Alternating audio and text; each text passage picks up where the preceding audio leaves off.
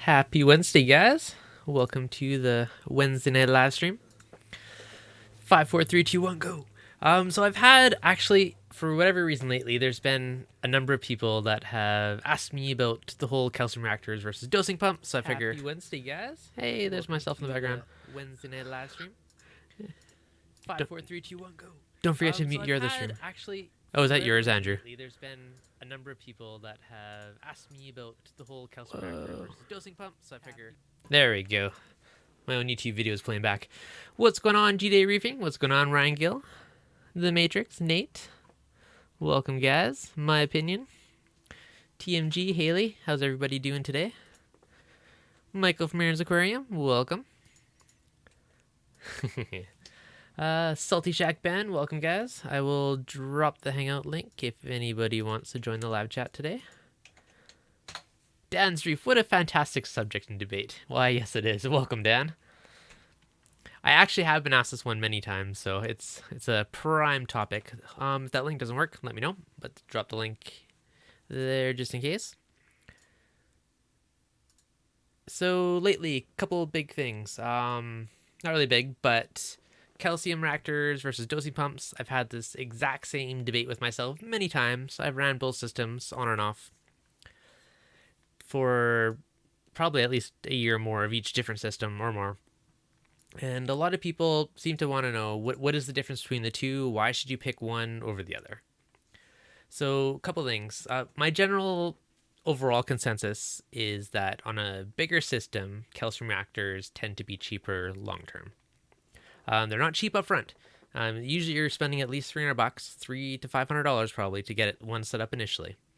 And to do that is because you got to buy a CO2 tank, you need the regulator, you need the reactor chamber, and everything else. Dosing pumps, I mean, you can get one as cheap as like $100 and go up from there.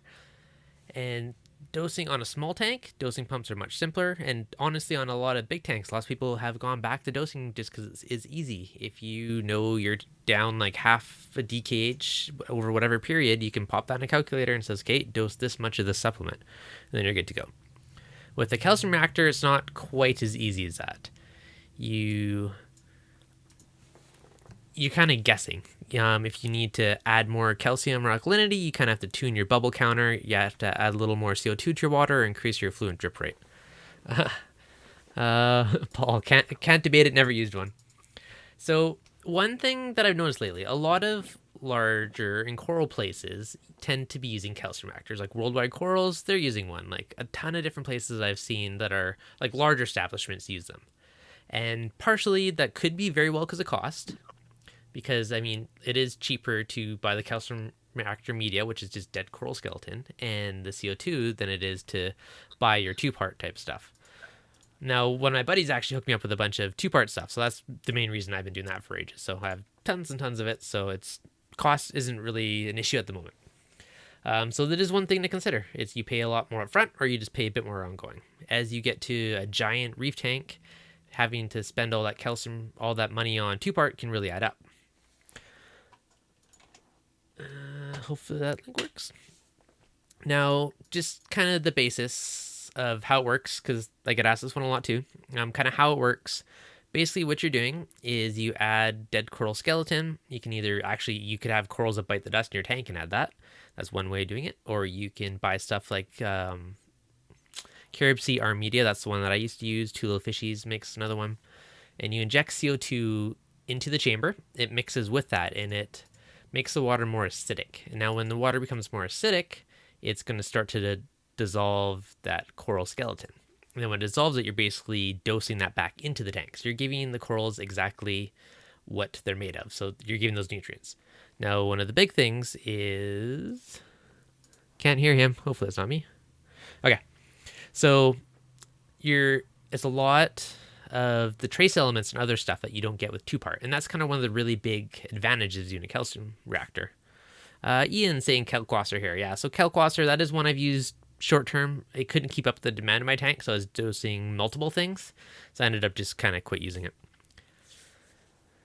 So essentially, the biggest benefit is that you are adding what corals are made of back to the water. So you're giving them that kind of source to grow off of.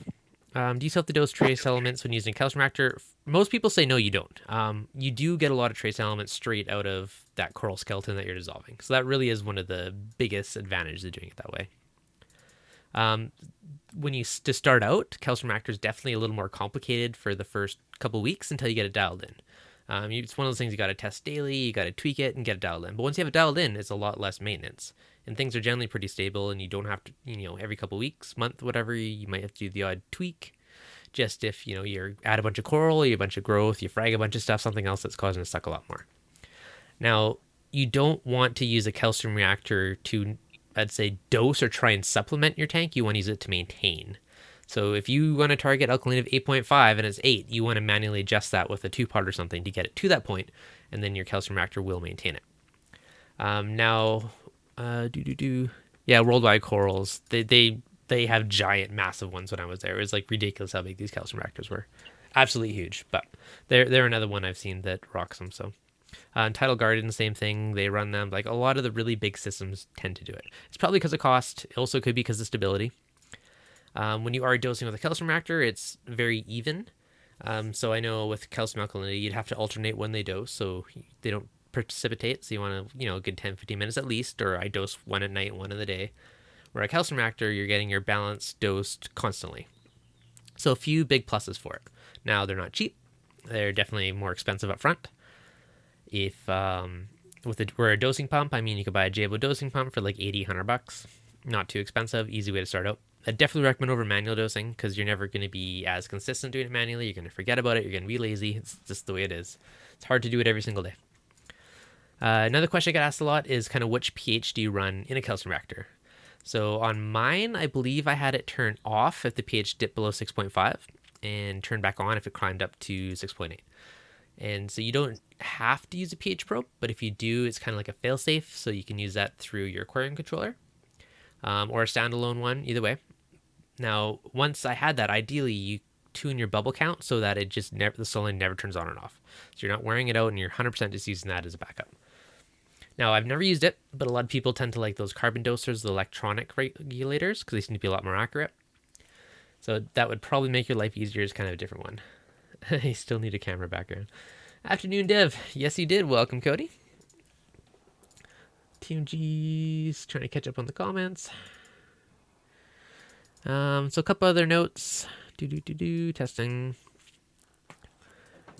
So on the whole 2-part side, so 2-part, much easier, much cheaper to start out, and unless you have a ton of coral growth, honestly, it's probably the best way to go. You can get calcium reactors for a nano tank. I've never tried it, but I know they sell them. If anyone has tried one on a nano, I'm really curious to see how your experience is.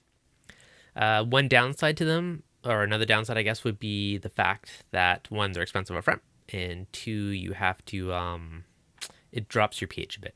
Because you're lowering the pH in that chamber to dissolve that. You're making your water acidic. You're dosing it to your tank, and you're dosing a lower pH liquid to your tank. So that will definitely lower your pH a bit.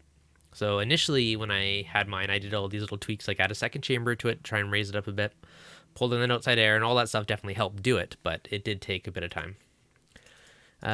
Daily reefing carbon doser fail. Yes, he had. That's the first one I've ever seen fail. So Jeff, aka Daily Reefing, he did have one in his bit the dust on him. He did replace it. He says he would still buy it again. He still loved it. So everyone I know that has the carbon doser is a big fan of them. It does make your life a lot easier for tuning bubble count. It's digital, and you can just say exactly how many bubbles per second and go from that way versus you trying to count the bubbles yourself or slowly tweaking it. So far, we got Andrew and TMG hiding on the voice chat, probably because I haven't stopped talking for a few minutes. How are you guys doing today? Pretty good.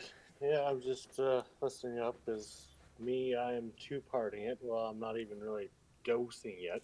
Just because I got my 300 young up and going here. Just been trying to maintain levels and see how much is dropping. Even with the minimum amount of corals right now, I'm dosing like a cup of calcium chloride weekly, it seems. Yeah. So manually dosing. So are you going to venture to the actual doser and automate that soon, or just stick to manual for a while? I will be automating that soon as well. And then I basically got to try to figure out why my pH is basically hovering around 7.5 to 7.7. Oh, that's pretty low, actually. Yeah, so got to try to drive that up too.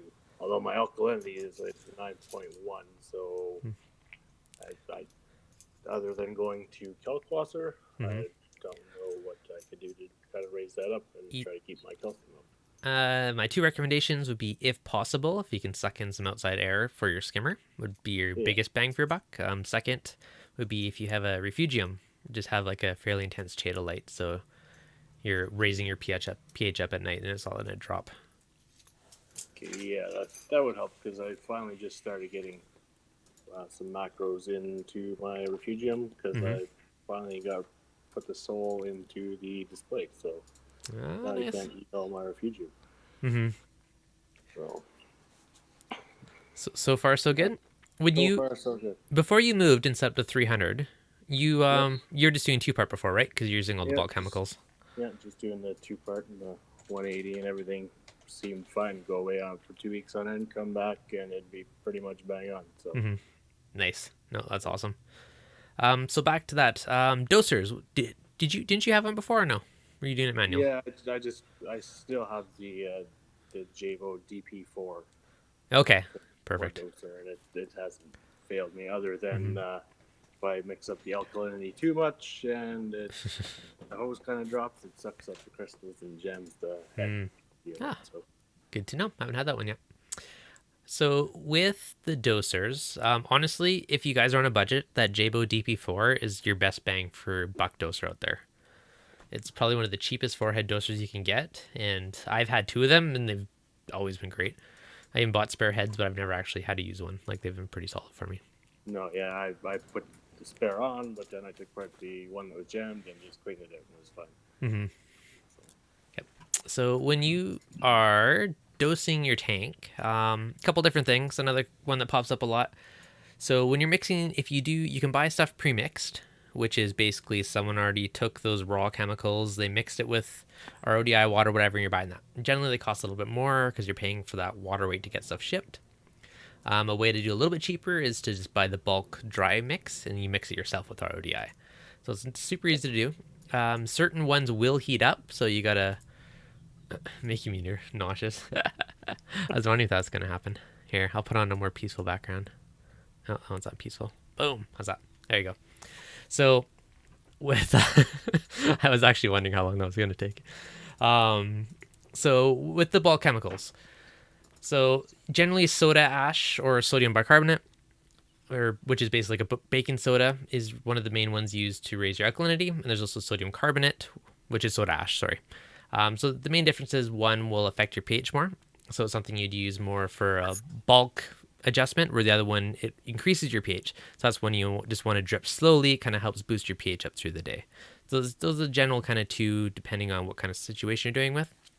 Yeah, because I've been dosing the carbonate, and I Mm-hmm. found that you can actually put more dry powder in before it saturates.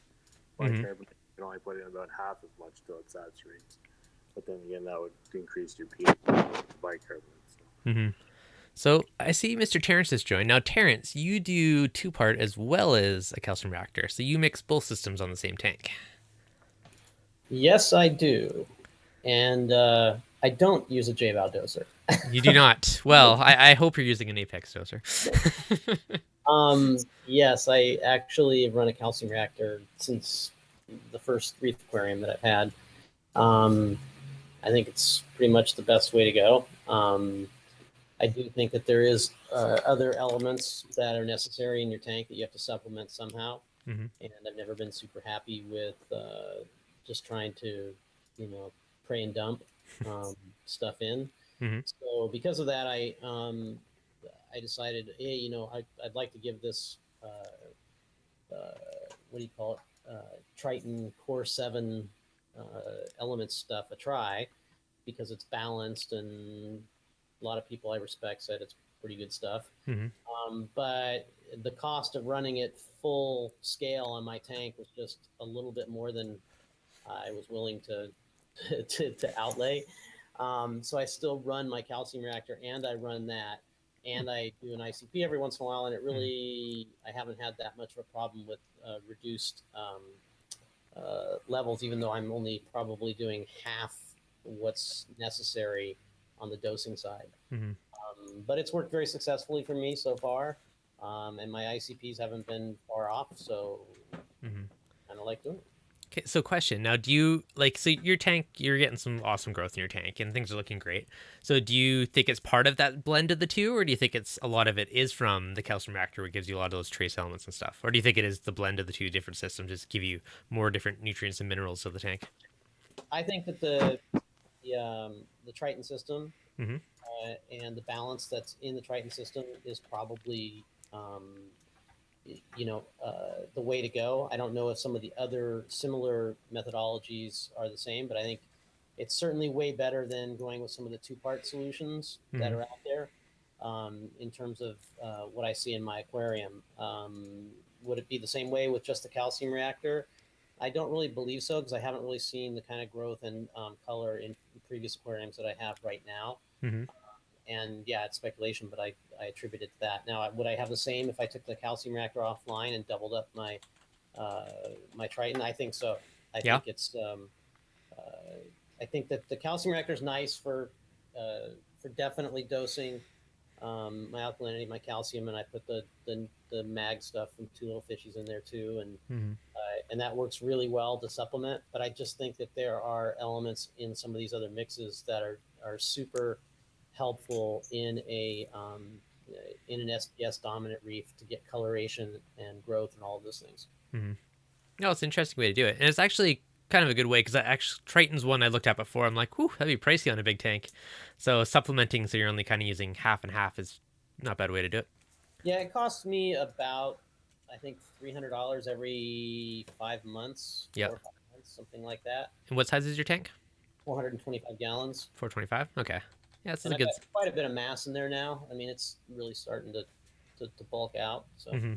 Nope, nice. A lot of people that I see too that have calcium reactors, they tend to dose kalkwasser is one of the things, because calcium reactors will lower your pH. So that is one I do see a lot of people supplement with it. I did try that one for a little while when I was doing it, but in my tank, it seemed I had to drip way more than it would have took, and it was raising my water level because my evaporation didn't kind of match up with what the reactor was doing.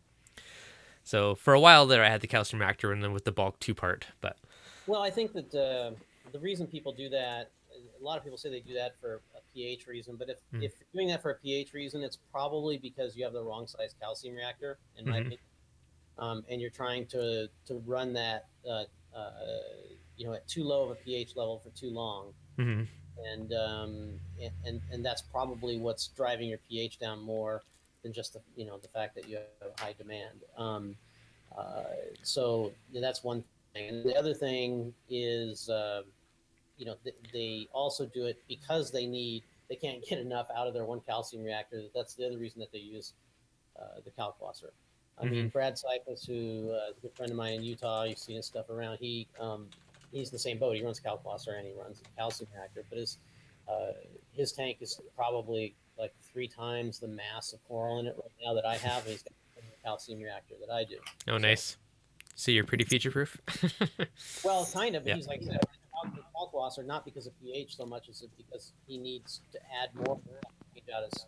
Mm-hmm. Yeah. So someone's asking, what's the formula with Bionic? How does the adjustments work, anyone? I haven't used Bionic, but I believe that is kind of a balanced two-part that has some of the trace elements mixed in with it, from my understanding with it. Yeah, it's supposed to be balanced, Mm-hmm. but it's not going to give you all the trace elements you need. Mm-hmm. Because there's only so much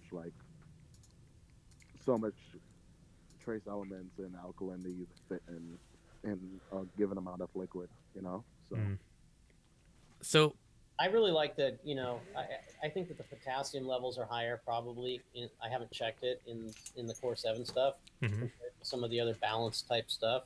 Only because I know the coloration really starts to zing off when you get a little bit elevated potassium, and so that definitely works really well. The other thing that's nice about the Core 7 stuff is you're not, if you have to have it shipped, you're not shipping so much liquid. Mm-hmm. Because it's super concentrated. So that 4 or 5 months for me is 5 liters, 10 liters, of each of the 4. So 10 liters, for that much time, that much dosing. That's you know, that's highly concentrated. Yeah, no, it's definitely a good chunk. So in the I had a chat, question for Terrence, oh, sorry, real go for quick. it. Um, now he said basically supplementing a calcium reactor a with calquasser for pH purposes. That means you sized your calcium reactor wrong. Um, like, can you go a little deeper into that, like maybe how to size a calcium reactor more appropriate for your tank? Sure. Um, So what happens is that what ends up happening is that you have a certain amount of you have a balance between time and the pH level, and the pH level of the melt rate. Sorry, where the crushed coral or your media is going to melt at. And what ends up happening is that in order to get enough capacity in a calcium reactor, let's say that's undersized, um, you can't have the flow rate too fast on it, right? You can only get it so much, and which means you then have to basically crank down the pH level to get the concentration in the fluid high enough going into the from the calcium reactor into your tank. And that generally means that your effluent rate that's coming out is maybe at 6.5, as opposed to you could run a larger calcium reactor with, let's say, TLF reborn at maybe 6.9 or 7 pH, and and basically be able to not have as low a pH fluid coming into your tank. Makes That's been sense. my experience. gotcha. Definitely makes sense. Yep. I mean, the way I think it's actually more commonplace now, but it was kind of somewhat avant-garde. That's been 10 years ago when I got into doing the reef side of stuff and running a calcium reactor. Back then, first of all, a lot of people were just doing bubble count and drip rates and all of that, which is, forget it. You can't even figure out how to do it. It's just you're going to be chasing it all the time. And then people started using pH probes and controlling the solenoids, right? Which is the way to go about doing it. But then what would happen with that is that they were still tweaking kind of the wrong things. They were constantly tweaking the flow rate on the calcium reactor, and they were basically throttling it on the output side instead of on the input side. And if you could throttle it on the input side and leave it alone, and then what you do is you start high on the pH level, on the melt level for for the media, and as your demand increases, you lower it down to what would be a safe level where it wouldn't completely destroy your media or melt down your media. So with two little fishies, you could basically start at say 7, have your flow rate at say 60 milliliters a minute, and as you needed more alkalinity rate in your tank, you could basically change it from say 7 to 6.9, and in the next month 6.85, and change those set rates as you needed to get more, and it would increase the concentration. And then as soon as you get to say 6.65, well, now you'd go over to the fluid level. You would change that from 60 to say 85 or 100 milliliters a minute, and you'd start back up at the top again. Mm-hmm. And Yeah, then you that have sounds frustrating. a fully electronic way of tweaking it without having to tweak, more than one variable. It's just one variable that you would end up tweaking. Yeah, that whole going down in the range, adjusting affluent, and then going back up in range. That just seems so frustrating. So the way I used to do it, once I had a drip rate that seemed to be working well, then after that I did have a pH controller in there so that the apex could turn the solenoid on and off, kind of as a backup plan, which it was controlling it up front. But then I slowly tweaked that bubble count until I found that level where it just stayed perfectly, and then the solenoid never actually turned on and off. That way, it kind of acted more as a backup plan. I'm I don't mess with the bubble count thing because there's so many things that can change in that drive you nuts, And as the pressure changes in the tank, as you can get a little bit of restriction in the tubing. You can get there's just so many different things. So I set the bubble count up to where it's above what's going to be necessary to bring that into the pH range, and that's pretty much it. I don't even touch the bubble rate. I don't touch the effluent rate, except once every 6 months maybe I change the effluent rate, and I just keep cranking down the pH level. I mean, Yeah. it wears your solenoid out faster. Yeah, that was kind of my thoughts. It's more But redundant, right? Like there's less impact on like the relay for the outlet on for the solenoid clicking on and off. Just more redundancy. I don't know. I always try and have backup for everything. But when you're, when when your needle valve gets clogged because it's shut down a little bit more, or you've got some other issue that's going on, and you're not at home or something like that, it's just, I mean, mine's bubbling probably at 3 times the rate that you would if you wanted to run it straight, right? Yeah. So, okay, here's another question for you. Okay, so if you're running the calcium reactor as well as the 2-part, if you need to tweak or up your dose, what do you do? Do you do a little more 2-part, or do you and just leave the calcium reactor alone? I do them both. Yeah. So I basically, the flow rate on my calcium reactor right now running, because I'm using my dose to do it, I haven't had to change it yet at all. And I mean, I shouldn't say I've reached the peak where in the last change that I did on it, which was probably about 3 or 4 months ago, I haven't had to do it since then. If I have to do it again, it's beyond what my dose can do on one pump head. But when I do up it, I also up in the same percentage kind of in my head, right? It's a swag, right? Two completely different things. What I do on the on the dosing. So if I can't remember what my numbers are, but if I'm dosing 35 milliliters a day, I take it up to 38 milliliters a day, and I'm like, okay, well, I'm going to go from my 6.68 to 6.6, 7 or 6.6, and I just bring it down a little bit, and a little bit makes a big difference, So there's been a couple of people in the comments that are mentioning too, using like a continuous duty dosing pump, or the business says he uses a calcium reactor with a dose pump on it. Running it from a dosing pump versus just a regular feed pump off a manifold, do you think there's a big difference in changes in the fluent? I mean, as media reactor clog and whatnot, it probably would be, but do you notice a big difference?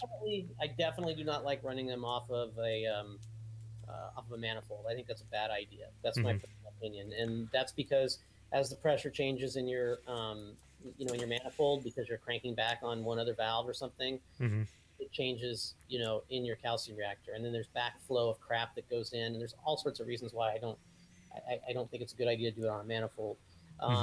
If you do it with a continuous pump, like like one of the little aqua lifter type pumps or what have you, it can be quite successful. Those things wear out, but they can be pretty successful to do that. You can tap back a small pump like a MaxiJet or something like that. It's a small little, like the feed pumps that come with the some of the cheaper ATO kits. One of those to feed it. And then the dosing pump side of things, you absolutely can use any dosing pump you want. The only difference is going to be wear and tear on the pump, really, and how you set it up. It does not have to be continuous for the sake of being continuous. That is, people probably already heard me say this too many times, but it just doesn't make a difference if your dosing pump is on a minute and then off a minute and then on a minute and off a minute. The amount of fluid that you're pushing into the calcium reactor compared to the volume of the calcium reactor compared to the differential between the two pHs is not such that it's going to make that big of a difference. You're pumping in 8.2 pH water into a 6.8 pH vessel that holds 600 or 800 times what you're putting in. Yeah, the differential is not going to be there. The continuous duty ones that are like the Masterflex pump, for instance, that are made to do it, those are great pumps. If you want to go out and spend used $300, $400, $500 on a used Masterflex pump, I think go for it, because they're going to last forever. They're a great pump. Those things are huge. Those for people that don't know, they're basically like a big medical looking dosing system. Yes, and they're great.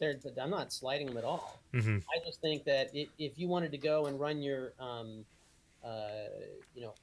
take a to keep this out of the shill zone, to keep to take a BRS dosing pump, put it on there, and run it, half duty cycle or a third duty cycle on your Apex, you would do just as well. Yeah. So basically any pump that works, but manifolds are a bad idea because stuff changes and it's not going to be consistent. Whereas dosing pumps that you can run and control from something like an Apex are much better because, again, the thing that we don't like to do, we don't do a lot of things that are inconvenient for us, even though they're necessary. So anytime that you have the convenience level, you go take your alkalinity and your calcium measurement, And you're like, yeah, oh man, I need to up it. Oh shoot, I got to go under there and I got to tweak this and I got to change that. Something's going wrong. As opposed to, oh yeah, I got to go into my Apex and change my OSC statement from, a minute and a half to a minute and 45. Yeah. No, good call. TMG was asking, do you want to touch on the perks of dosing something like Triton in conjunction with a calcium reactor? No, what's called. No, I was just gonna say like his idea behind it is it's really sound like and it's logical just because I listen to a lot of people talk about calcium reactors and there's a idea that they give your tank pretty much everything it needs on a trace element point of view and oh no way just yeah exactly just doing research there's certain trace elements that are strictly used for facilitating biological functions. Yeah, they're think about not it like your body. stored exactly like they're not stored within the skeleton. Some are like potassium might get trapped in there, magnesium and stuff like that, but there are other trace elements that they're literally there just to facilitate a function to happen within that cell, to allow the metabolism to occur, and then that's it. They get spent, they get oxidized, and then that's it. Yeah, So if that were true, what people say when they say that, then there wouldn't be an additive called dolomite that you can add to your calcium reactor to give magnesium. yeah, yeah. Yep. So no, like I just when I heard you say it, it was just like, yes, somebody said it, but because I don't run a calcium reactor, and I'm new to this, it's just something I've always thought and just never said. So thanks for actually saying that. All right. A couple people saying they couldn't quite hear you, TMG. I did turn you up a bit, so hopefully that fixed her. Oh, okay. What didn't they hear? All right. Hopefully that's better for you guys. And the thing is, too, is that I've never had a tank, in my opinion, have as good a color as I have right now. And for whatever the reason that is, and there's, I'm sure, a multitude of it. I was chatting earlier with Devin about that and saying, look, it's, feed, really good nutrient export, and lot more feed, and and then the element system that I'm using is really I think the key part in what's doing that. And I mean, you can share some of the images I gave you today, Devin, if you want, and see. I mean, I've had incredible growth in 9 to 12 months. Just it's blown me away, and the color is just blowing me away too. So, like I said, if I could do probably all Triton and 104, I'd go that way. Yeah. Couple other votes for that in the comments as well. Nope. Sorry. Go ahead.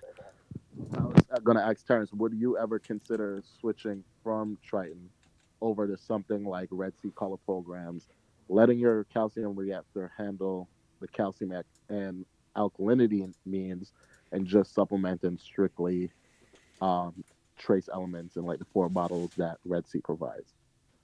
I can probably say no because as I just said, I've not really had the success I'm having right now with any other way of doing reef keeping. I've tried a few different things on nutrient export and elements and whatnot, in addition to calcium reactor that I've run most of the time. And I've never really seen it as successful as I'm being right now. So I'm not encouraged to try something new for the sake of trying it. Just that's probably not going to happen. And then maybe stuff like the Aqua Forest thing or the Red Sea thing or whatever, maybe they're equally as have equal efficacy to the to the Triton stuff.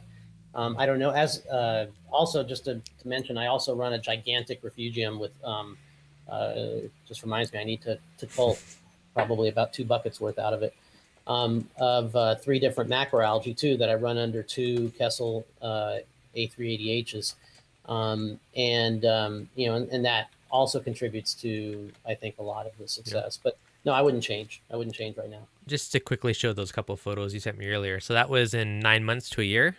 It's like night and day difference, huge growth. And the colors are great too. So I don't blame you. I wouldn't change it either. I think it's looking pretty good.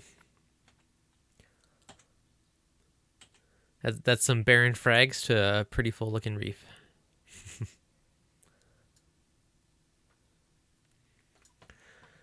Yeah, I don't want to change. Yep. Yeah, so I think one of the bigger things too is you don't necessarily, I don't think there's any 100% solidified scientific thing that says, okay, corals need all of these nutrients or these trace elements or minerals. And you can get some out of coral skeletons, but it's not everything, right? And what you're saying with the Triton, there's a bunch in there. I mean, lots of people use miracle mud. There's all these different systems. And each one of them, I mean, the variety of the spice of life, right? You're giving your corals and stuff different places to draw nutrients from. And I think that's probably one of the big things is you can do one system is potentially lacking something. You don't necessarily know what, but if you're doing a couple different systems and you're giving that more variety or more of a trace element kind of source for your tank to draw from. Thanks, Ailey. Yeah, the other thing I'd like to add to that too is I didn't just jump right in and start like slamming the tank with, tons of Triton. I was on only calcium reactor in the beginning of the reef, probably up until actually probably those images that you saw probably right before that. That's probably when I started it just about a year ago, and or maybe about 11 months ago, and I didn't, and so I had to kind of pull back my calcium reactor, right, and turn up start bringing in the Triton system, and in doing so, I started very slow, right. Mm-hmm. And kept an eye on my parameters because I didn't know where the balance would be, right? Mm-hmm. And so I started pulling back my calcium reactor, raising up my Triton. So I kept raising it to about where I thought was, for my size reef, about half of what quote unquote normal would be based on some other people's usage that they were doing and whatnot. And then dialed my my calcium reactor to basically fill in the rest, and then slowly brought them up equally. Mm-hmm. Nice. A couple other people in the comments were mentioning the Red Sea Coral Colors program. I used that one for a while and I had pretty good results. Warning I like to throw at people, make sure you do not overdose that stuff. I learned my lesson when I was dosing too much and certain colors were almost taking over in the tank. Like my Rainbow Monty, for instance, was almost turned all orangey red from one of the elements I was overdosing. And that was all my own personal fault for just being too lazy, not testing often enough. So definitely always go slow and work your way up. Yeah, a couple things in there. Very cautious with it. Yep. So definitely want to go slow with those ones. So what I have for maintenance dose. What's going on, Falcon Quick? What's going on, Tom? Yeah. See, I want to use more Red Sea color programs just because I'm using the Ionic and I know it doesn't give me as much as much traces as something compared to like Triton. Mm-hmm. And just because like I can't find the Ionic is so sketchy with like how much it's like a secret blend. It's so like what I mean, they keep it so under the wraps, and it kind of makes me scared to dose trace elements. Like you remember, I think we were on the stream yesterday. I dosed 2 mils. You're like, that's it. That's what I dose every day. Like it's because I'm scared. I'm really scared of putting too much in there, but I know it's not enough. But I don't know. Well, it's one of those things where if you have the test kits for it, right, then you can figure out where your levels are and if you're doing too much. Yeah, because my potassium was really low. Like I have the Red Sea kit for all the trace elements, and I mean it wasn't a cheap test kit, but it's kind of how I learned I was dosing much more than I needed to be. Gotcha. And over a month or so, I mean, like my Rainbow Monty was the most obvious one, but like it was mainly orangey red rather than the greens and the yellows. Like that color, the whatever mineral that one was literally taking over. Wow. Yep. So it is one of those things like where you don't want to overkill it because it will have. I mean, if you like red, I mean you're in your glory, but you're losing a lot of other potential colors. Which when I dialed it back to 1 mil a day instead of 2 mil a day, after a month or so, a lot of those colors all came back. So, but I do kind of like the whole idea or thoughts about it at all different potential sources of trace elements. It's kind of that balance of keeping your tank simple without getting like too crazy and 18 different dosing systems to maintain, but. Frank's asking, one of my millies is bleaching. Should I cut it out? If it's bleaching, it's probably getting too much light. If you just add it to your tank and it's really high up, you could potentially move it down to the sandbed or somewhere else and give it more of a break from the light. Or if you did up your lights or change them recently, maybe to cut back your photo period a bit. Very true. 2 mils a day as I test it. Yep. Any new dosing system, honestly, like it's worth testing daily for the first week or so. Wait till you get it dialed in, and then you can go to weekly or a little less frequently. Once you know it's dialed in. But until you get your whatever system it is, I mean, you want to test daily for the first little bit until you get things figured out.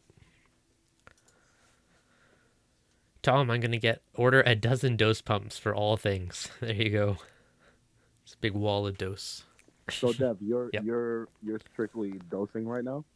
I am. I was doing I was doing 2-part. Then I went to a calcium reactor, and back to 2-part for now. And that was mainly just because I needed the space where the calcium reactor was. Gotcha. It's And still in my shed. I'm heavily debate actually, since someone asked me this question, what sparked the live stream topic. I've been heavily debating which way to go for the tank upgrade. So we'll see. so from a cost standpoint, because you have like a happy medium sized tank, like that 100-gallon range. Yep. And we all know you have a good amount of SPS along with LPS. Cost wise, how much are you like dosing? You're very quiet right now there, TMG. I don't know what's up on my mic. And Yeah. I said, like, from a cost standpoint, like, is it to maintain your tank, alkalinity and calcium? Like, are you dosing something that's like you consider expensive, like the amount you're going through? I got excessive amounts for free, so that part is irrelevant to me at the current moment. Gotcha. I have a buddy that basically gave me a 5-gallon pail of calcium chloride and another one of sodium carbonate or bicarbonate, whatever it was. So I at least have half a pail left, so I'm probably good for the next 2 years. Wow. But eventually it would come more into play. But yeah, in general, you can put a calcium reactor on a tiny tank. Yeah. It's expensive for a small tank, to be honest. A lot of people tend to go there because it's cheaper long term. If you're buying, your BRS 2-part or wherever you're buying, whatever brand, if you're dosing, a couple hundred mil a day, like that gets expensive. To spend $30 and refill your 10-pound CO2 and $30 for a thing of media that will last you 6 months to a year, it's a lot cheaper. So that's one reason a lot of bigger tanks do it. Now I do see, like what I mentioned earlier, like Worldwide, Tidal Gardens, like a lot of these big coral places also, they all run calcium reactors. So I'm kind of curious if it is, because it is cheaper, or if it's more because it's more stable. Like one aspect, you're getting the exact same ratio, more or less, of calcium alkalinity consistently to the tank. You can add those extra chips to get magnesium too. So it is a fairly balanced. I mean, that also does keep things very stable. So, I mean, there could be multiple reasons. Like, I don't know. Maybe I'll see if I can get one of them on the live stream. It has to be from a cost standpoint. But it very well could be. But it's just something that I noticed with all the larger coral farms and places I've seen. They all tend to do it. And their corals always look amazing, too. So it's like, is there a correlation here? Yeah. Another big thing, too, to consider is for what you're getting in your tank for nutrients, trace elements, but also what you feed your fish. Right? There's a lot of those extra nutrients that come from the food that you feed, and that could be a good chunk of it. It's kind of indirectly trace elements, depending on what it is. But show those pictures again. They love your tank, Terrence. Its growth is amazing. Okay, it's a question for you, Terrence. From on that note, this is something that I often speak about, and it's something, obviously, Devin, you get to sit there in front of your tank and show your tank behind you often and everything. When you're listening to advice from people, okay, wherever that information is coming from, all I tell people is, if it's a manufacturer, if it's a hobbyist vlogger, whatever, see what it is that they have, right? Because don't take advice from somebody who's not doing it. If they're not doing it, if they don't have results or experience themselves, right? And I'm not talking about 10 years ago, like some washed up reef keeping has been.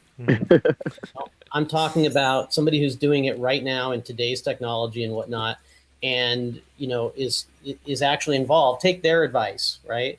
And pay attention to that, because it surprises me how many people in the industry do not keep an aquarium, believe it or not, in this industry. Lots of us do. Okay. There's some pretty cool ones out there at a lot of the key companies, but a lot of people do not. And there's just so much old information and crap information and everything that people espouse. Just look at that, because that's all it takes, right? Yep. No, exactly. And I 100% agree. When I hear advice or something, I always go look and see what their tank looks like to see if it's good advice. Right. Yeah. Right. And the follow up to that too is that I also try to tell people you cannot take a piece really of a lot of the stuff that people are telling you about and expect the exact same results. If you do everything kind of more or less the same way, you can probably have a pretty good expectation, right? But if you all of a sudden just go and say, "Oh, Terrence was running a calcium reactor and was running this, and it worked great for him," it's not working great for me. It's because it's a whole system of things. And if you try to piece together that along with the guy who tells you don't need to have a skimmer, it's probably not going to work out so well. Yeah, like a lot of people that have turf scrubbers, I've heard from a number of them you don't need a skimmer. So turf scrubber is the next thing I'm going to try on my tank because I've never used one, so I want to try it. But I don't think I'd still ever get rid of my skimmer. I still think it's a valuable piece of equipment. Everybody who's everybody who's ever told me that you don't need to have a skimmer on your tank, when I looked at their tank, they generally, half of them had shitty tanks. Sorry, crappy tanks. Or softy tanks. And the other half had beautiful mixed reef tanks, generally softy level tanks, those kinds of things. Beautiful, kept really nicely. Yeah. But that was really the dividing line. And that's not to slight them at all. I love all kinds of reef aquariums, absolutely. But if your thing is to have a bunch of SPS and those kind of corals and have no skimmer and no flow, and go for it, because you'll be in a mixed reef pretty soon. So, but yeah, I mean, always look and see what people are doing, what they're doing currently. Yep, exactly. Nope, great advice. And the other point too, no two tanks are the same. If it works for me, it might not work for you. I've had things in the past where certain corals would not live in my tank. Go put it same coral in the buddy's tank, it thrives. Now over time that changes, like deep water acros, they always died in my tank for like the first year and a half, and now this is probably one of my largest corals that grows like crazy in there.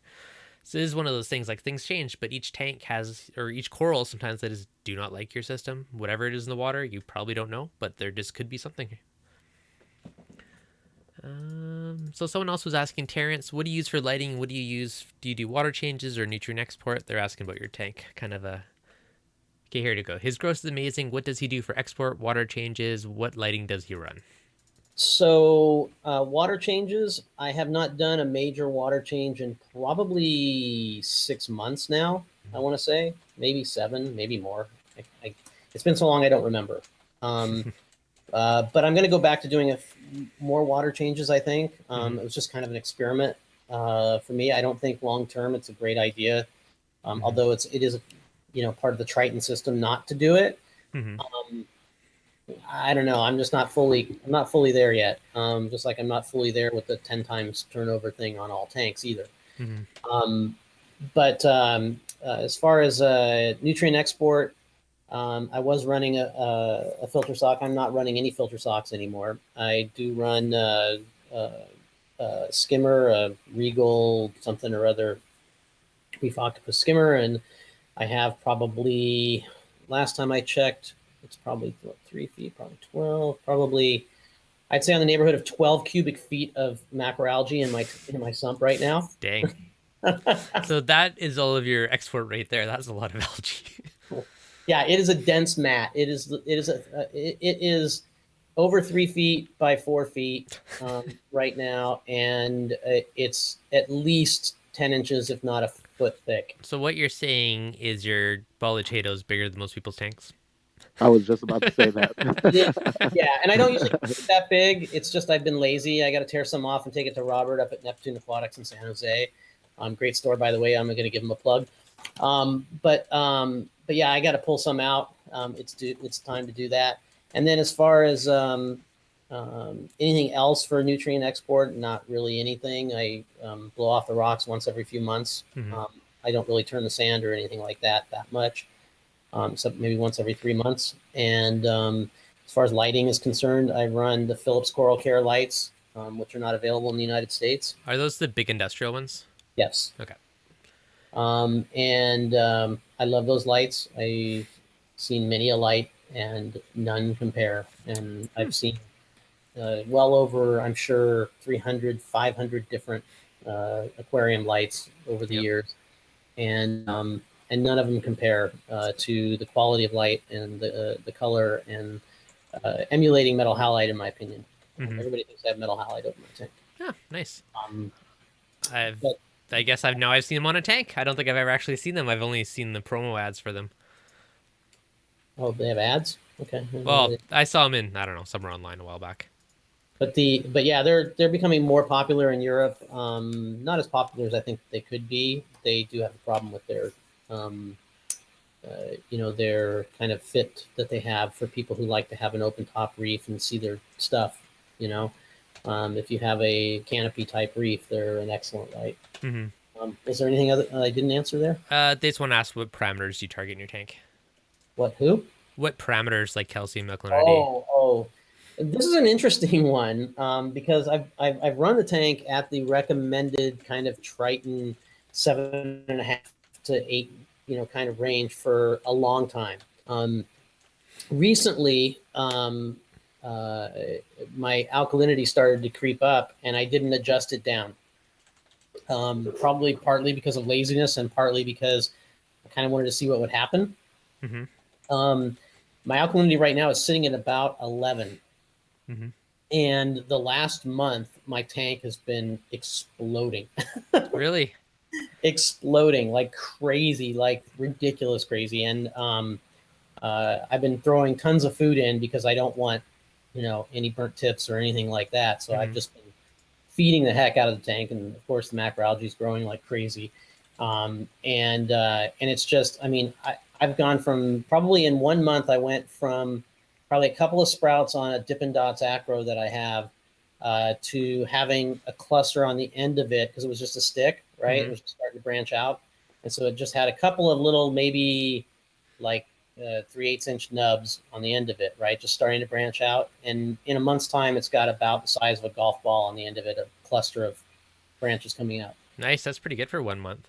It's ridiculous. That's I insane. like it. And I'm kind of scared a little. So the theory always is like higher alkalinity is better for growth.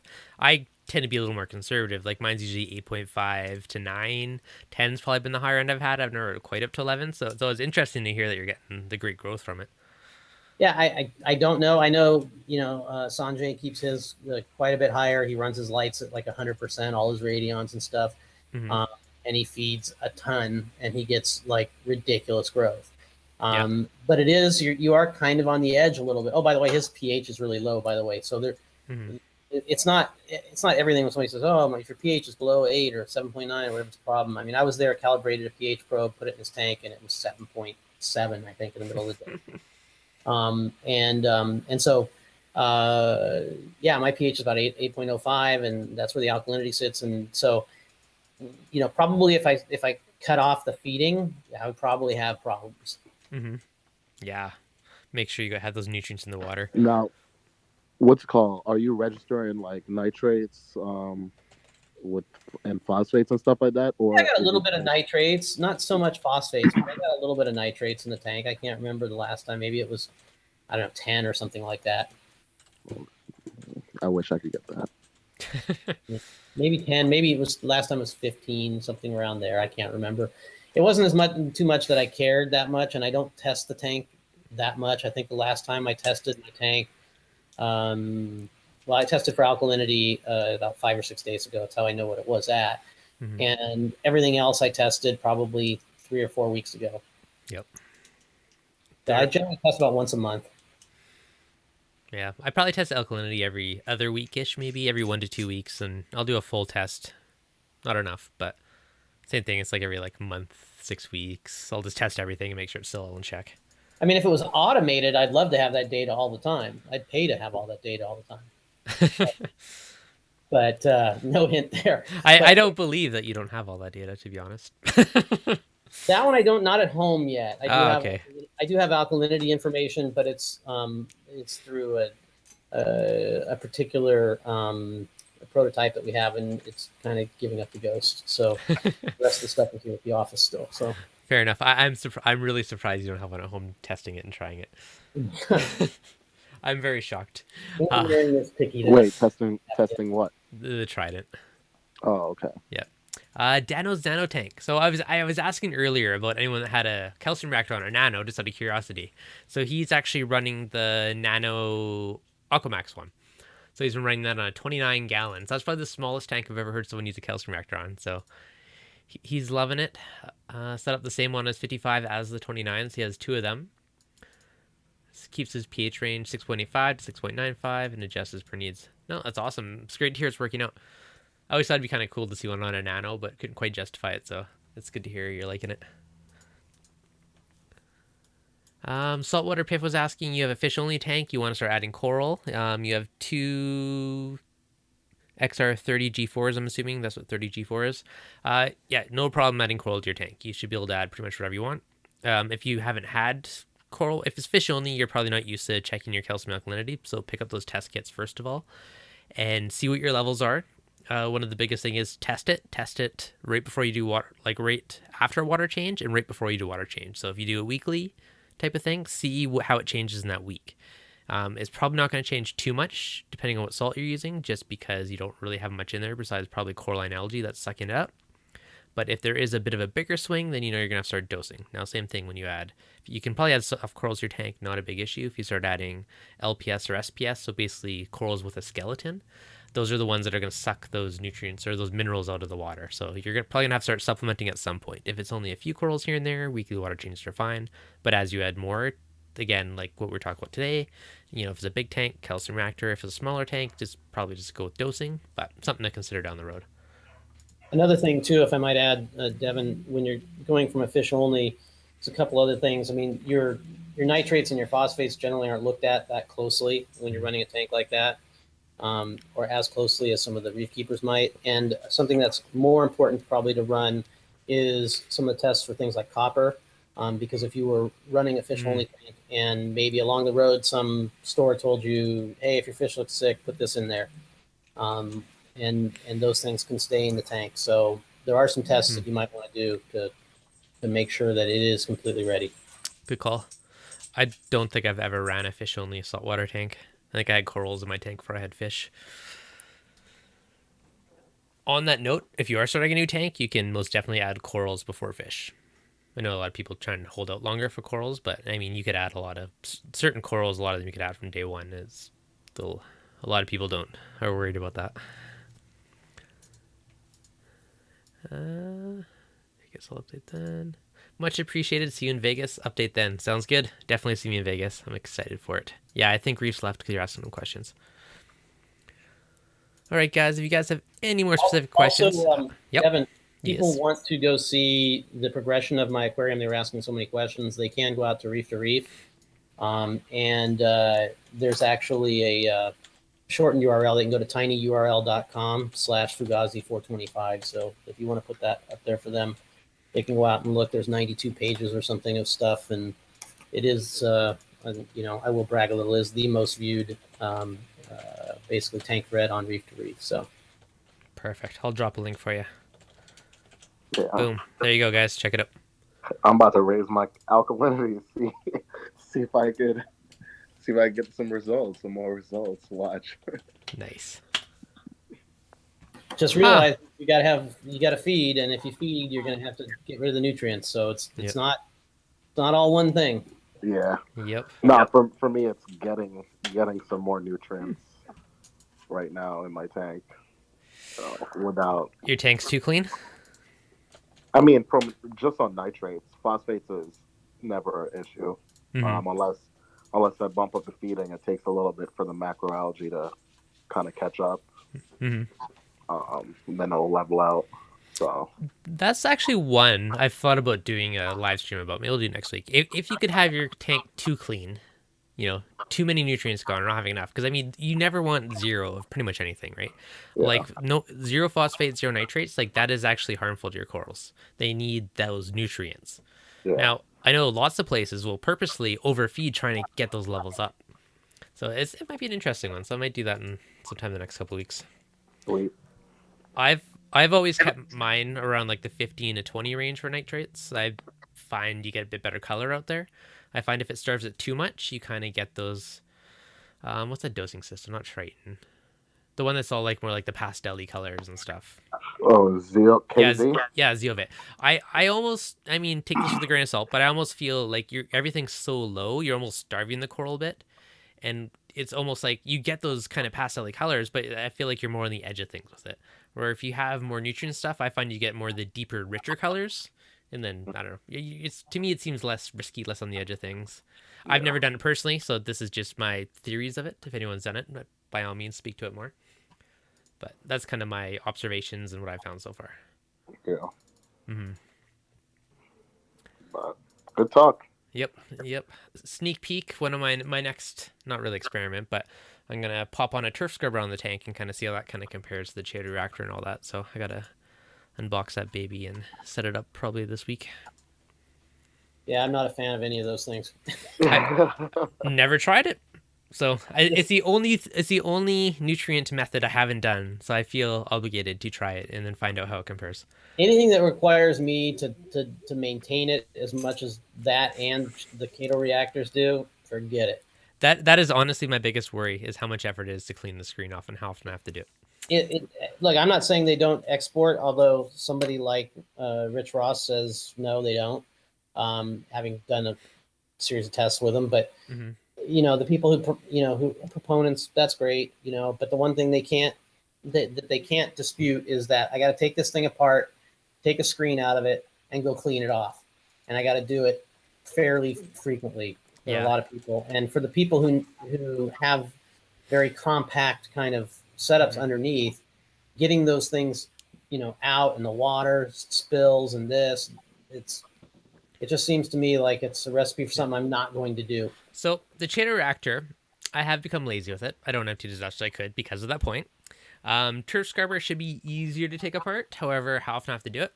One side thought is I could just run the lights less time so it doesn't fill up quite as much. But we'll see how that relates to nutrient export. So that will be one of the next things. Test that over the next little bit and see how that goes. Now, the Cato reactor that I saw at Interzoo that Tunza has, they came out with, actually quite brilliant in my opinion in its simplicity. I can't believe somebody hasn't done it already. I don't know if you've seen any video. The one that swirls? Yeah, it's just swirl. That thing is amazing. Yeah. It's so simple. It's like, who didn't do this already? Duh. Okay. Put the light on the outside, swirl the Cato around, and the only thing I think that sucks about it is that they should have had the lid be like a Deltec calcium reactor, which is where it has a twist lock. Yeah. Right. All of these things with the thumb screws. I mean, what century are you in? I mean, this is like something out of 20,000 Leagues Below the Sea. Okay, I've got to undo all of these screws. What a nightmare. I mean, if there's one thing good about my Deltec calcium reactor, and there's not a lot good about it, it's the lid. It's like quarter turn. It comes off. You basically take everything, all the gear for it is connected to the lid. So the whole base comes off, goes over to the sink, and you can dump it out. Yeah. Great point. Biggest thing, if it's lots of work, you're not going to do as much. You got to make it as easy as possible because then you're actually going to maintain it. You're going to do it more. If you set it up till it takes you 2 minutes, you're going to do it. If it takes you 20 minutes, you're not going to do it very often. Look, I mean, taking the algae out of my sump is super simple, right? I basically take 3 balls out of the thing and throw it in my garden, okay, out the door. Okay, I still don't do it. Yep. Just for that. Down to my reef cave maybe once every week to 10 days at the most. Yeah. So for whatever reason, YouTube chat was blocking that URL. So tinyurl, just add .com/ in the middle of that little space there. .com/Fugazi425. Yeah. So I pasted the text in there. I posted like 4 times and the chat kept blocking it. So I guess they don't like you. I don't know what's up with that. But so that's the link. Just put in .com/ and it'll work. I'm going to try. Yeah, it keeps blocking me, and I'm the admin of the chat, so I don't get it. It's like they block certain URLs. There it is. Did it go through or did it block it, though? It goes on mine. Yeah, so it hasn't showed up on mine yet. Can't make it too easy. All right, guys, if there's any other questions, let me know. I'm probably going to cut her off pretty quick today. Awesome. Yep. I don't know. Just a bit of heads up. I'm probably going to keep them more around the hour mark for the summertime. just because there's always lots going on, lots of people out doing stuff. Hey, shout out to Greg Carroll. I see Greg Carroll's on there. What's going on, Greg? He's got to get on the voice thing. I'd like to hear Greg's voice on here. Come on in, Greg. Here, I'll drop the link just in case you feel like joining for a few. Where's my notepad? Here we go. He just wants to lurk. There you go. If you want to jump on, jump on. Preach, Terrence. Some zoos suck. I agree. Easier it is to do it, the more you're gonna do it. I'm very jealous of people's sump rooms where they actually have like an elevated sump that's kind of waist tight. You don't have to bend over. It's just so easy to pull stuff out. Like living the dream. Yes, love it. Yeah, making us all I'm jealous. jealous of people with a fish room. Yeah, me too. I try and cram everything just underneath the tank. Yeah, right. I'm glad I built this fish room, put the sump off to the side. This is the best thing ever. Yeah, I when you show me those pictures, I'm like, oh, that's gonna be so nice to deal with, so nice to maintain. When I get a house, I'm definitely gonna put my aquarium near a closet, and just like designate a closet. That's gonna be my fish. That's gonna be my fish room. Mm-hmm. You know. Finally caught a live stream. Just at the end of it, you show up. One other thing too. Earlier, you were also mentioning that you wanted to get more into the water changes. Like you haven't done a water change in a long time. It's something you want to start doing again. I think it's still beneficial to do a little one, right? Because you're getting rid of you're diluting certain things, or you're adding whatever minerals, nutrients are within there. Oh, there you go. I'll show your message. So one of my future things is going to be to do like an automated water change with like a dose or 2 pumps, whatever, but something to just do like a tiny one every single day. So maybe over the month, you're only doing like a 10% or something, 15, 20%, whatever. Just something small enough, but just have it automated so you don't have to think about it. It just does it, and guaranteed it's going to be more beneficial to the tank. Sacrificing a bedroom. That'd be an awesome sump room. That'd be huge. Sleep on the couch. Yeah. Well, if I ever get mine cleaned up a little better, because I'm such a slob, and I got to get Brian over from Tenji to help me clean things up, but I'll do like a virtual walkthrough one of these days to all my stuff. But it's a mess. It's under my house. It's a crawl space, but it's not really a crawl space because the bottom of the floor above me is like 14 feet up. Oh, so it's pretty much a basement. I'm on like a hillside, so nice. That's all right. Space. But definitely big difference from having a tank. Mm-hmm. The water splashes, I put down concrete pavers, like a concrete floor. Mm-hmm. Water splashes, comes out of the jug, 3 gallons here, whatever. I'm like, whatever. No big deal. It's under the house. The earth, and I'll be good. Yeah, that's a good way to go. But yeah, the auto water change I think is going to be a great way to go. Someone else was just mentioning the comment Santa Monica is super easy. I believe on that one you only need a couple inches clearance to take the top off, so that's probably one of the big things for tight spaces. I honestly haven't even opened the box yet. Part of the YouTuber life is I have to make videos of everything, including when I'm opening and unboxing. So it's as painful as it is. I make myself wait until I have time to actually film it, and so I can use it for a later intro down the road once I actually make the video. The Santa Monica Rain 4. Oh, okay. It's their new, bigger one. So really curious to see what kind of difference it is. It's the only kind of nutrient export one I haven't tried is a turf scrubber, so I don't know. I like to at least try everything for a while and get a good feel for it, and then at least I can speak more intelligently about them rather than just secondhand opinions. Display wall. Yeah, that'd be pretty cool. All right, guys, I think I'm going to call it quits for the day. Thank you, everyone that's joined. Hopefully you guys learned something. Lots of great advice today. And I will catch you guys on the next stream. If you guys have any special requests for next week's live stream, just shoot me a message. reefdudes.com/ask is probably one of the easiest ones. Or if you're on Facebook, facebook.com/group/reefdudes. Another good place if you're not in there is I want to ask questions. There's generally a lot of people answer your stuff right away. So it's a good, quick way to get the answers you're looking for. 4 is 4 cubes, right? Yeah, so generally with turf scrubbers, they rate it based on how many cubes of food they can deal with. So it's not really based on tank size, because if you have a small tank and you feed a ton, it's kind of different. Or you could have a big tank and feed 4 cubes to a nano or 4 cubes to a giant reef, right? It's the exact same amount of filtration type of stuff that you're sucking out that amount of nutrients. So it's kind of a interesting way they do it, but reactor or doser depends so who you. One, okay, this sorry. one I'm looking at, the Santa Monica one, is this? It floats? No, they do have some floating ones. It's called the Rain 4. Rain 4. Okay. Yeah. I'll give it a look. Yep, sounds good. All right, guys. So hopefully that does answer all your questions. Yeah, if you guys are in the Facebook group, check it out. If you want to ask a question, reefdudes.com/ask, and we'll catch you guys on next week's stream.